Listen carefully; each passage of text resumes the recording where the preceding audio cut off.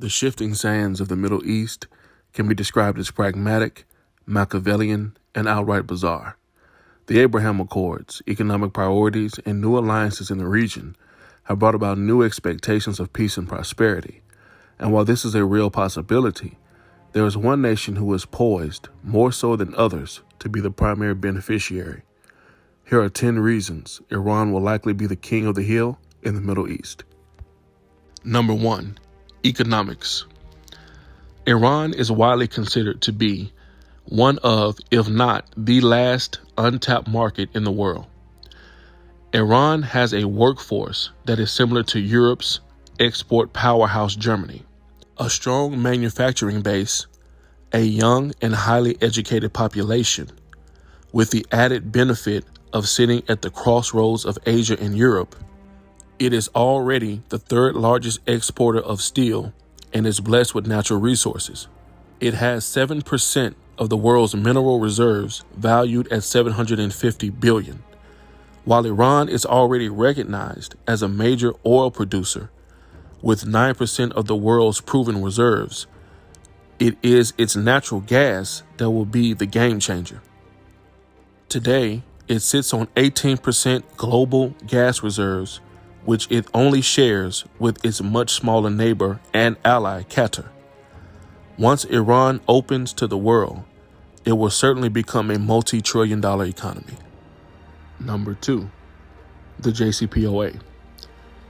If the JCPOA is to be reinstated, as it appears it will be in some form, Iran is likely to benefit more this time around. One of the positives of former President Trump withdrawing from the deal is Iran is likely to cover a blind spot in the previous agreement. While there were mechanisms to ensure Iran complied, no such mechanism was in place to ensure American compliance. Iran is likely to ensure all benefits owed to it for abiding by the JCPOA will be all but guaranteed in order to boost its standing with its own population. Number 3, time. Iran has been under sanctions in one way or another since 1979. It has become adept to bypassing them and in some cases blunting the impact of some of the sanctions altogether. It is no longer believed that the United States imposed sanctions can completely collapse the Iranian economy, and with China and Russia increasingly unlikely to support a U.S.-led effort to sanction the country, the longer Iran wards off collective punishment by world powers, the less likely there will be the will to confront Iran in any significant way.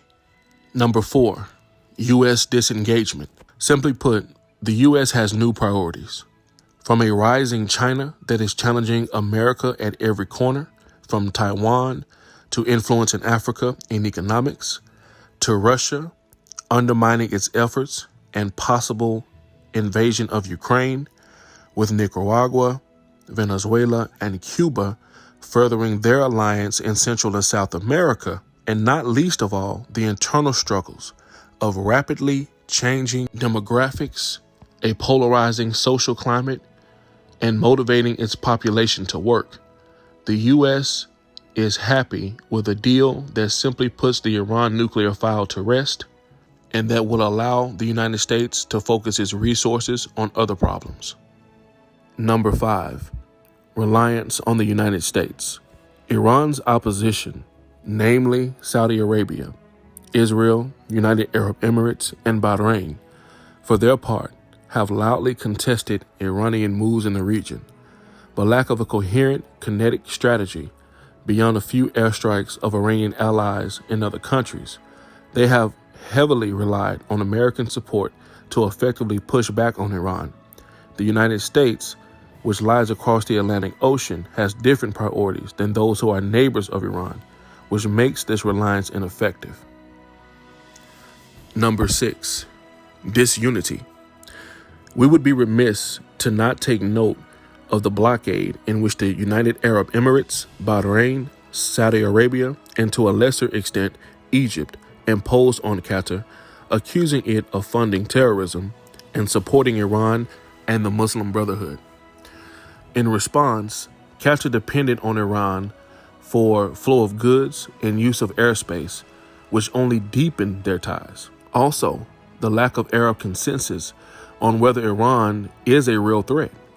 While many Arab states have expressed deep concern for Iran's regional activity, nations like Oman, Algeria, Tunisia, Kuwait, and Qatar have very cordial relations with the Iranian state. The so-called Arab alliance against Iran is more correctly named the Gulf Alliance. Number 7. Allies. Iran has been meticulous and persistent, to say the least, in cultivating allies in order to advance and protect its interests, as well as to be a credible threat to its opponents, who measurably have a superior conventional military. Countries like Iraq, Syria, and Lebanon are conventional allies who also hold militias with ties to Iran, such as Hezbollah and League of the Righteous. The effectiveness of these allies have been witnessed in the Syrian civil war and the ISIS conflict that began in 2013 and ended in 2017, largely due to the land forces of Iran-supplied militias. Number 8. Its geographical position. Iran borders the Caspian Sea, Persian Gulf, and Gulf of Oman, with the Persian Gulf being perhaps the world's most important waterway for the passage of oil. Iran inherits influence, power, and a bargaining chip that it doesn't have to work for. Its landscape can be described as a mountainous fortress, which forms its frontiers and enfolds its cities. It shares borders with Azerbaijan, Armenia, Turkmenistan, Pakistan, Afghanistan, Turkey, and Iraq. With an area of 636,000 square miles, Iran ranks 7th in size among the countries of the world. Its prime location in the region makes it significant in almost all matters in the Middle East to both local and international powers. Number 9.